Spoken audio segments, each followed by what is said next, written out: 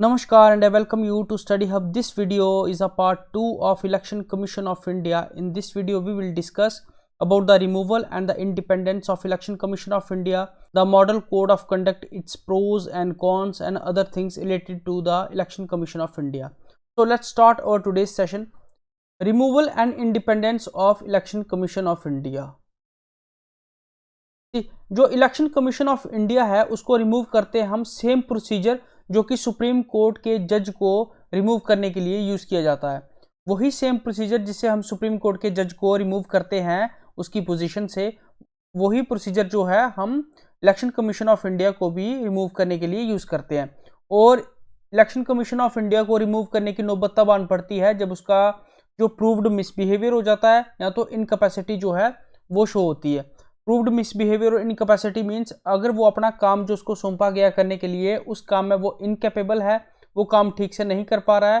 Proved misbehaviour का मतलब होता है कुछ ऐसी हरकतें आप जो जानबूझ के करते हैं जिससे इलेक्शन कमीशन की जो कुर्सी है, इलेक्शन कमीशन का जो ऑफिस है उसके लिए इंसल्ट बनते हैं, उसको बोलते हैं प्रूव्ड मिसबिहेवियर। अगर आपका प्रूव्ड मिसबिहेवियर होता है और इनकैपेसिटी आपकी शो होती है कि आप इनकेपेबल हैं ये काम करने में, तो आपको जो है रिमूव कर दिया जाएगा। और रिमूव करने का जो प्रोसीजर होगा वो सेम प्रोसीजर होगा जिससे सुप्रीम कोर्ट ऑफ इंडिया का जो है जज रिमूव किया जाता है।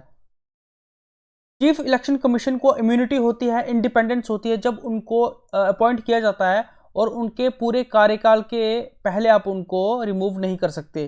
ठीक है, ये जो कुछ रिमूव करने के जैसे प्रूव्ड मिसबिहेवियर है और इनकैपेसिटी है, ये जो है उनको रिमूव करने के कुछ कारण हो सकते हैं, लेकिन अगर ये कारण नहीं है तो आप उनके कार्यकाल से पहले उनको रिमूव नहीं कर सकते चीफ इलेक्शन कमीशन को। ये उनके पास इंडिपेंडेंस या इम्यूनिटी भी बोल सकते हैं कि उनके पास होती है। तो जो बाकी इलेक्शन कमिश्नर रहते हैं उनको रिमूव करने के लिए भी जो रिकमेंडेशंस हैं वो चीफ इलेक्शन कमिश्नर की, जिसको हम चेयरमैन भी बोलते हैं, उनकी रिकमेंडेशन जो है, उनकी एडवाइस जो है वो काफ़ी ज़रूरी होती है इनको रिमूव करने के लिए।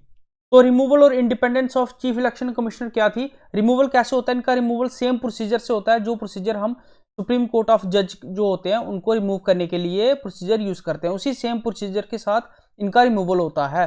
ठीक है, और रिमूवल के कारण होते हैं प्रूव्ड मिसबिहेवियर और इनकैपेसिटी। मिसबिहेवियर मीन्स कुछ ऐसी हरकतें इनके द्वारा जो करी जाती हैं जिससे जो डिसऑनर है इनके ऑफिस के लिए वो प्रूव हो जाता है। और इनकैपेसिटी मीन्स जो इनको काम दिया गया है वो काम ये ढंग से नहीं कर पा रहे हैं, तब इनको क्या किया जाएगा, रिमूव कर दिया जाएगा। इनके पास इम्यूनिटी भी होती है कि अपने ऑफिस में अपना कार्यकाल जो है वो पूरा कर पाएं, अगर ये सब कारण नहीं है इनको रिमूव करने के। और बाकी जो रीजनल इलेक्शन कमिश्नर रहते हैं उनको रिमूव किया जाता है चीफ इलेक्शन कमिश्नर की रिकमेंडेशन से।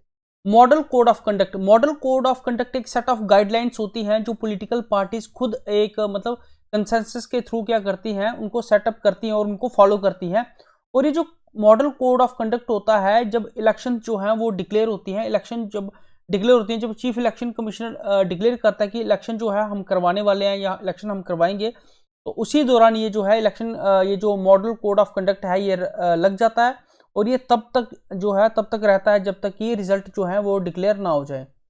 ठीक है, तो ये तब तक रहता है जब तक रिजल्ट डिक्लेयर ना हो जाए। ये एक सेट ऑफ गाइडलाइंस होती हैं by election commission of India, ताकि जो इलेक्शन के पहले का जो टाइम है, इलेक्शन के पहले का टाइम है, वो स्मूथली जो है वो रन कर पाए, पीसफुल तरीके से वो रन कर पाए। और जो मेन पॉलिटिकल पार्टी है, रूलिंग पार्टी है, सेंटर में हो चाहे स्टेट में हो, उसको एज ना मिले। ठीक है, इसमें क्या कर सकते हैं, इसमें आप अपनी जो जैसे फ्रीबीज हैं, कुछ स्कीम्स जो हैं, ये आप इसमें जो है वो अनाउंस नहीं कर सकते हैं।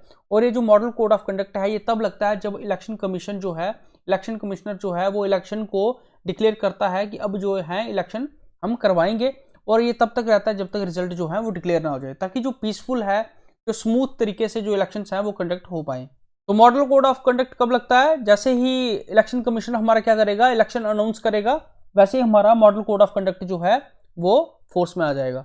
There are some pros and cons of model code of conduct. Model code of conduct मैंने आपको बता दिया, ये तभी लगता है जैसे ही election commission of India election announce करेगा तो मॉडल कोड ऑफ कंडक्ट जो है वो फोर्स में आ जाएगा। और ये तब तक रहेगा जब तक इलेक्शन के रिजल्ट जो है वो डिक्लेयर नहीं हो जाते। इसके कुछ प्रोज एंड कॉन्स हैं। Ensure free and fair elections, hinder the developmental projects. ठीक है, ये इसका कौन है। तो ensure free and fair elections means इसमें क्या है कि जैसे ही मॉडल कोड ऑफ कंडक्ट लगेगा तो कोई भी जो पॉलिटिकल पार्टी है वो बाहर निकल के नहीं आएगी, अपनी रैलीज नहीं करेगी, अपनी स्कीम्स नहीं बांटेगी, लोगों को मतलब लुभाने के लिए, वोटर्स को लुभाने के लिए अपनी स्कीम्स का प्रचार नहीं करेगी इलेक्शन के पहले, ठीक है। मतलब जब इलेक्शंस अनाउंस होंगी उसके बाद ये सब नहीं होगा। In case of electoral malpractices EC election commission take action against the violators. इलेक्शन कमीशन जो है वो वायलेटर्स के अगेंस्ट क्या करेगा, एक्शन लेगा अगर माल प्रैक्टिसेस कोई करता है, इनको वायलेट करता है इनकी गाइडलाइंस को, ठीक है। लेकिन अभी तक इसको लीगली इन्फोर्सेबल नहीं किया गया है, अभी तक इसको लीगली इन्फोर्सेबल नहीं किया गया है, ये इसका कौन है। तो ये बता दिया मैंने आपको, प्रोजेक्ट और स्कीम जो है इस टाइम आप क्या नहीं कर सकते, अनाउंस नहीं कर सकते। और कोई भी इंसान जो है इसकी वायलेशंस के लिए कोर्ट में जा सकता है। हालांकि जो कोर्ट है वो इलेक्शन के प्रोसेस में, इस पूरे प्रोसेस में खुद जो है वो इंटरफेयर नहीं करेगा। अगर कोई इंसान कोर्ट के पास जाता है तो कोर्ट क्या करेगा, उसकी जो अपील है वो जरूर सुनेगा। कुछ अदर रेलिवेंट फंक्शंस हैं, जो हमारा चीफ इलेक्शन कमिश्नर होता है वो असिस्ट किया जाता है डिप्टी इलेक्शन कमिश्नर के थ्रू, ठीक है, सेंटर में, जो कि सिविल सर्विसेज से आता है। स्टेट लेवल पे चीफ इलेक्टोरल ऑफिस के थ्रू उसको असिस्ट किया जाता है।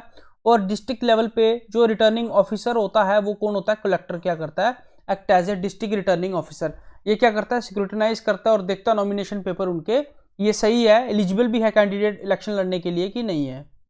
See what is the relevance of election commission of India. Election commission of India हमें क्यों चाहिए, कोई और बॉडी नहीं हो सकती क्या इसकी जगह, लेकिन इलेक्शन कमीशन ऑफ इंडिया जरूरी चाहिए क्योंकि ये कंडक्ट कराता है elections with the highest standard of credibility, freeness, fairness, transparency के साथ, इंटीग्रिटी के साथ, अकाउंटेबिलिटी के साथ और ऑटोनॉमी और प्रोफेशनलिज्म के साथ। ये क्या करता है, हमारे जो इलेक्शंस हैं वो कंडक्ट कराता है जिसमें कोई भी फ्रॉड, कोई भी धांधली जो है वो ना के बराबर होती है, ठीक है, नेग्लिजिबल होती है।